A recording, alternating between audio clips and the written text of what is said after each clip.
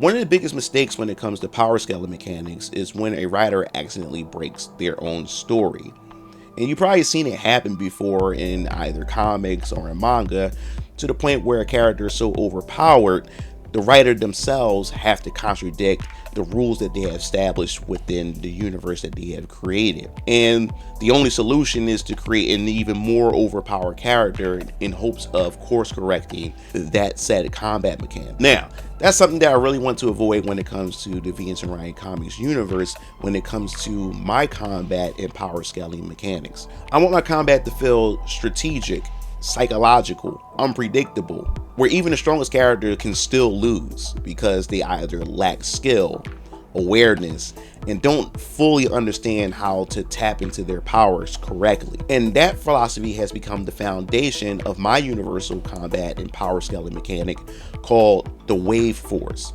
And in this video, I want to just give you a surface level explanation behind how the Wave Force mechanic works within the Venus and Orion comics universe. One thing I've always loved about anime and manga is how unique and different each power system is. Dragon Ball uses Ki, Naruto uses Chakra, Hunter x Hunter uses Nen, JoJo has Hamon, and later stands.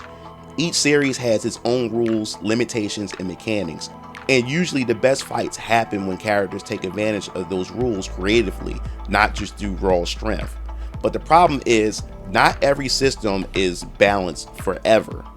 Sometimes characters can become so overwhelming that the writer has to keep escalating power endlessly in order to just maintain tension. And once that happens, strategy slowly begins to disappear. Every battle becomes bigger blast, bigger transformation, bigger numbers. Now, don't get me wrong, I still enjoy a lot of those in series, but while building Venus and Orion comics, I wanted to build combat much differently. So in the Venus and Orion comics universe, the core power system is called Wave Force. At the center of the universe exists something called the Wave Source, a collective well of consciousness and energy that all living things are connected to. Life itself flows through it, and when living beings die, their essence eventually returns to the source. Now, even though all living things are connected to the wave source, it doesn't mean that all living beings attune to it equally. And this is where the distinction begins. Now, here's where things get a bit interesting, because if you read Orion Keller's Vampire Killers Chapter 1 that released last year, then you have already gotten a glimpse of the wave force mechanics without even noticing it. And now I'm about to fill you in with a bit of context, because in VK Chapter 1, after the incident that took place in Jasmine Mitchell's apartment, Hezekiah mentioned something that was quite interesting, that he felt pressure, that something, a force, was lurking around Jasmine Mitchell's apartment. But here's where things get a little bit more bizarre. The thing is, Hezekiah Draven felt the pressure, but Jasmine Mitchell had no idea what the hell he was talking about. And this is what separates the two from one another. See, Hezekiah is what is called in my universe a gifted individual, someone that is attuned to the universe and its consciousness itself, where they are able to tap into their essence or wave essence, which is the soul.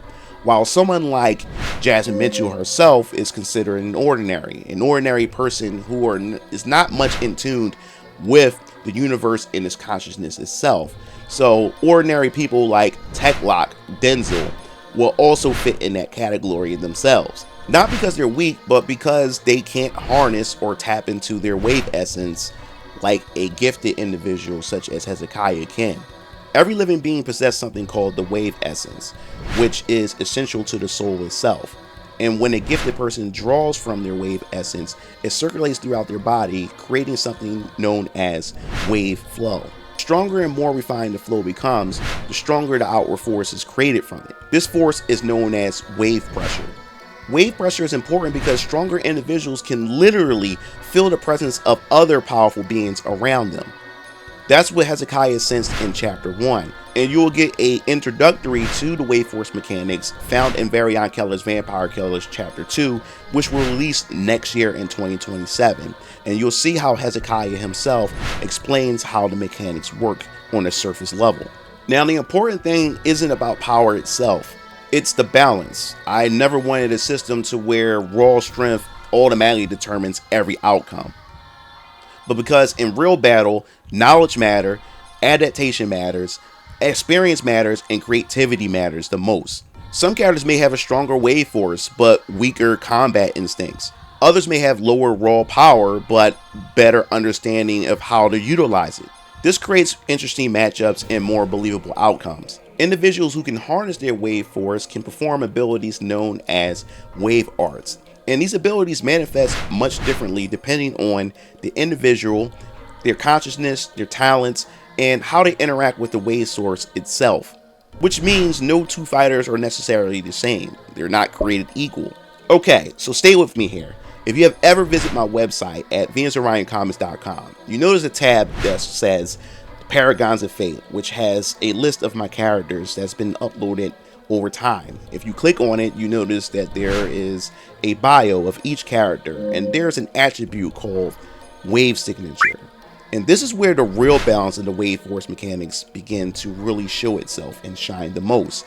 Because in the Venus Orion Comics universe, every living being, when they are born, they are aligned to one of three signatures known as the Trinity Wave Signature. And these three signatures are called Essentia, Varus, and Nullum. They represent life, chaos, and nothingness. And each one exists in opposition of the other. Essentia dominates Nullum, Nullum dominates Varus, and Varus dominate Essentia. This creates a constant balance between the three. Now, I also want to make this clear. This doesn't guarantee victory between characters during matchups, because as I said before, what's more important is how each character utilizes their skills and their talents and how they can outsmart the other opponent. A weaker fighter doesn't automatically win because they are aligned to a signature that dominates their opponents, but it does create compatibility shifts during battle, which allows strategy, adaptation, and matchup knowledge to matter just as much as raw strength. Even though all living beings are tied to the Trinity Wave Signature, what happens if there are characters or individuals who doesn't fall into the wave force mechanics at all? And one prime example of that are aberrants, which we'll definitely explore in Ultra Squad X, but there's a reason for it. And how will they interact with characters who abide by the wave force mechanics? And that will be discussed in a later video, because there are more layers to this, and I want you guys to be able to discover it as you read each comic book series.